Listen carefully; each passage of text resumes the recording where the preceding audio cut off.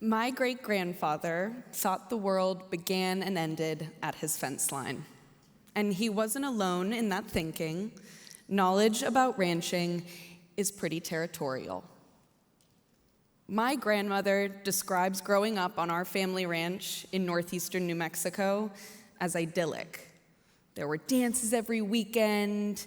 The community was bustling. It was hard work, but she loved it. The little town where she grew up had a population of 150. It had a school, a general store, a post office, a church, neighbors. When my grandparents returned home 25 years ago, none of that existed. Across the country, grasslands and the communities within them were strong. When they returned, that little town now had a population of 4. The ground was bare due to mismanagement and drought. It broke her heart, but it lit a fire within her. She couldn't think like her father. She couldn't be territorial.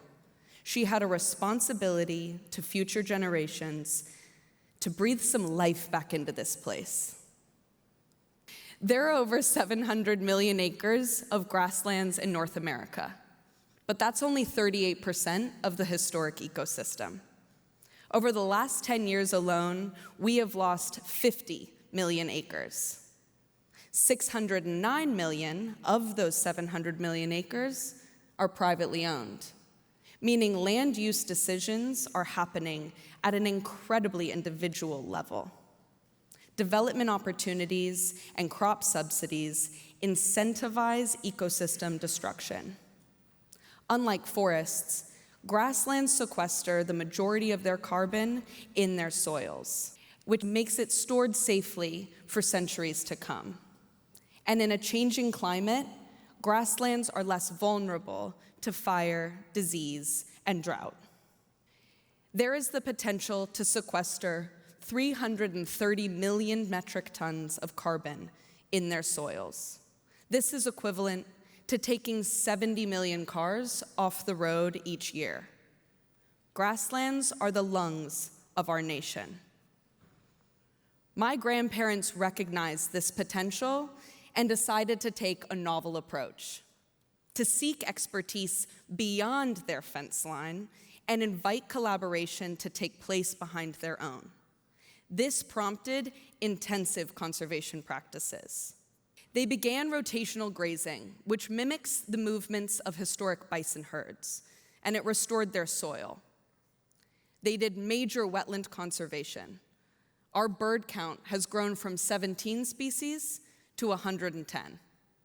Now, people thought they were nuts, but this is what can happen in 20 years. Without realizing it, she turned our ranch into a living laboratory, a place where researchers, conservation and government partners, and community members could test solutions together, guided by wisdom and history. I'm part of the 9th generation tasked with stewarding our family ranch. I can tell you that when I realized the responsibility coming my way, I was terrified. I hadn't planned on doing this work. Ag felt really risky. I didn't want to fail. And mostly, I didn't want to let them down. I realized what was at stake, and I realized the opportunity that comes with the responsibility of stewardship, and I had to reframe my thinking. One of my favorite quotes is by the conservationist Aldo Leopold, who says, "Land is not merely soil. It is a foundation of energy flowing through a circuit of soils, plants, and animals." This energy circuit also applies to the generations of people who steward the land, as well as the generations who could. How can this energy circuit be more inclusive of radical ideas and critical solutions? How can we inherit differently? Multi-generational ranching isn't really working right now. The average age of producers is 59 years old, nearing what should be retirement. But younger generations don't really have an effective space to step into, so they aren't. Agriculture is the lifeblood of economies and communities, our food system, and our ecological security, and it is facing a succession emergency. The root cause of all this: people are working in isolation. There's the multi-generational rancher who is hoping to keep the ranch in the family and ensure profitability off a single paycheck per year. There's the new wealthy landowner who bought a place as an investment, diversifying their portfolio. Unfortunately, it is likely they will sell within 10 years without the opportunity to forge the relationships necessary for impactful stewardship.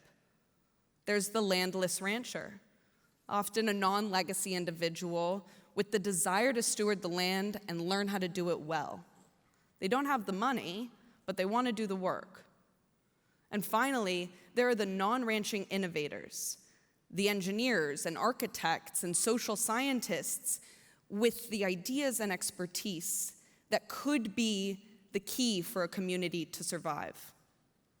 To ensure that ecological sustainability and profitability are synonymous, we must recognize that all of these people play a critical role in saving our grasslands and the rural communities they depend upon.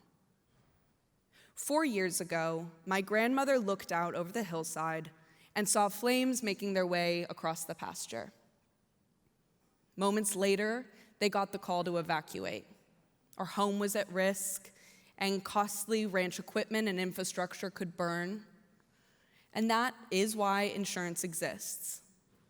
But it was May, meaning we had cows and calves in that pasture, and we wouldn't be able to move them quickly enough. She was terrified. But the ranch wasn't alone. People flew in, firefighters and neighbors from this county of 750 put their lives at risk to save our herd, our home, and our history. You do that kind of thing out there. When they returned, our fences had burned, but our cattle survived.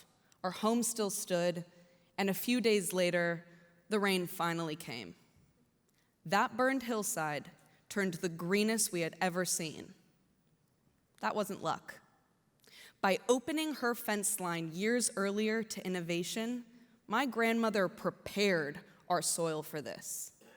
Her wisdom proved to protect us from the thing you're always scared of as a rancher: loss of your history, loss of your livelihood, and loss of the place you love. What wisdom do we have now that can serve to shield us and our future selves? Worldwide, we are in the beginning stages of a major transition. The end of the baby boomers will bring the largest wealth and land transfer ever seen.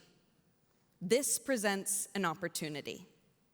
In the next 10 years, if the same living laboratory model I grew up seeing was implemented on 1,000 ranches across the West, we could protect 10 million acres of grasslands. Instead of losing this critical ecosystem, we could save it. It would be equivalent to taking 3.7 million cars off the road, or the annual emissions of 2.2 million Americans. Hundreds of millions of dollars could flow directly into rural economies each year. Money that keeps ranchers on the land, young people in agriculture, and rural communities alive. Breaking down fences between key players does two things. It stewards knowledge through wisdom and innovation, and it de-risks experimentation. Right now, ranchers improve soil health and sequester carbon, but we don't really pay them for it. When scientists measure ecosystem services, they become marketable. When investors fund land access for young ranchers to graze their herds, they are both paid while improving an asset. By proving conservation is profitable and recognizing new ways to deploy capital. Investment flows to solutions that work. We can de-risk innovation. These problems cannot be solved in isolation.